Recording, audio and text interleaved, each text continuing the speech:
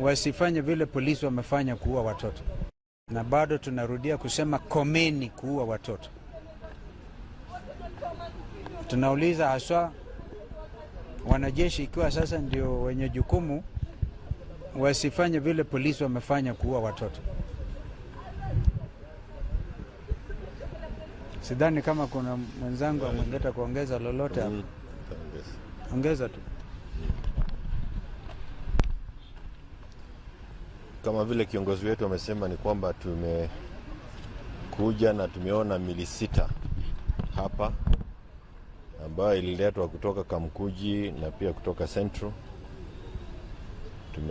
Kupata majina ya 5, mmoja gari wanatafuta familia.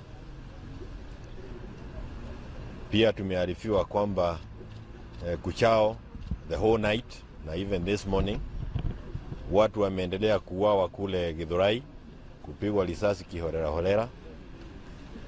And like we can tell, it is not even a kind of a massacre, it's cleansing of the Gen Z, kwa sababu wale ambao wako hapa wote they are in the early 20s and in the teens. Wale ambao tunasikia wanauawa kule Githurai pia ni watoto ambao miaka yao yako in the teenagers. Kwa hivyo it is a desire to cleanse the Gen Z generation. Na ni vizuri kusema ya kwamba hili ni jambo ambayo kama vile tumesema asubuhi tunalikemea. Yale yalifanyika jana ni kwamba zaidi ya miji 160 in 36 counties demonstrated against William Ruto. Na that is a clear vote of no confidence. Hawa Generation Z wameenda mbele ya finance bill. They are asking for resignation of William Ruto. And yesterday was a clear demonstration that the country has no confidence in him. Wale majenerali ambao wameambiwa walete watu wao kwa streets, the army, wao wakumbuke pia they have taken an oath to defend and protect the constitution. Wanajisomea pia katiba na wanajua vile katiba imeandikwa. Ile motion ambayo ilipelekwa bunge, ile njia ambayo imefuatiliwa kuleta kuwaambia wakuja kwa barabara is unconstitutional, and they should not obey unconstitutional directives. Kijana mmoja ambaye tumemwona hapa anaitwa David Chege, alihitimu juzi kutoka Jomo Kenyatta University kama an IT expert.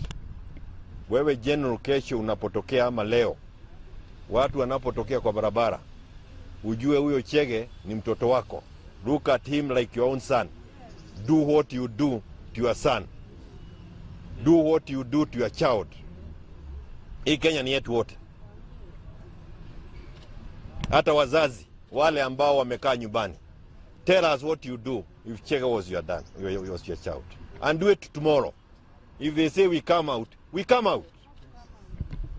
There's nothing like these young people have decided to die on their feet, not to die on their feet, on their knees. And they are done with William. Some of them are confessing they voted for him, and they are saying they are done with him. Kanisa, ni wakati wenyu wa kusikika. Your followers are the ones who are being massacred. We want to hear your voice also. It's not time to keep quiet. William Ruto, you have lost it. You have lost it. And the army should not come and defend him from that angle. Kazi ya jeshi ni kuturida kutoka wale wanatupiga kutoka nje ya Kenya, sio kuja kupiga wana Kenya ambao ni wananchi wa kawaida. When you protest na unafanya mikono yako namna hii, mwanajeshi anatakana kupita. Umefanya hivi na umebeba bendera. What threat do you cause to anybody?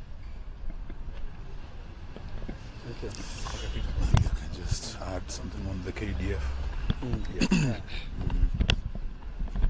Thank you very much. We're here at the city mortuary to condole with the families of the victims of the KK terror that was unleashed on the citizens of our republic yesterday.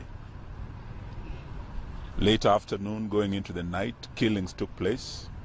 We are just doing the assessment to get the exact figures, but the numbers are higher than we had been told before, because in places like Githurai, after the shooting at Parliament, shooting has been going on overnight. And from here, we're going to the hospitals to visit those who are injured. But we want to say pole and to condole with the families that have lost their dear ones. Many of them very young people, teenagers. What we have seen are 19-year-olds, their heads, brains blown out by snipers, Kenya police. The oldest are about 22. These are Kenyans who had a reason to come to the streets to fight for their rights, and their lives have been terminated by Ruto's regime. As the last Minister for Defense, I saw my successor issue a notice yesterday for deployment, literally declaring a state of emergency in our country and deploying our military on our streets. In our nation's capital today and other cities like Nakuru, we have seen the military on the streets. Literally, this is a declaration of war by the Kenya Kwanza government against its own citizens. My appeal to KDF, you have seen how your colleagues in the National Police have been used and misused. And the police has been politicized. KDF has a history and a reputation of being an institution that's deeply rooted in professionalism and that has served this country and the international community with great distinction. We would not like a leader, a failed regime like the Kenya Kwanza regime, and an emerging dictator like William Ruto to stain that record of KDF. I appeal to you, the generals, my colleagues that I worked with, not to allow William Samoei Arap Ruto to misuse our military, to turn our guns against little children that are lying dead here today. Our enemies are Al-Shabaab. They're out there.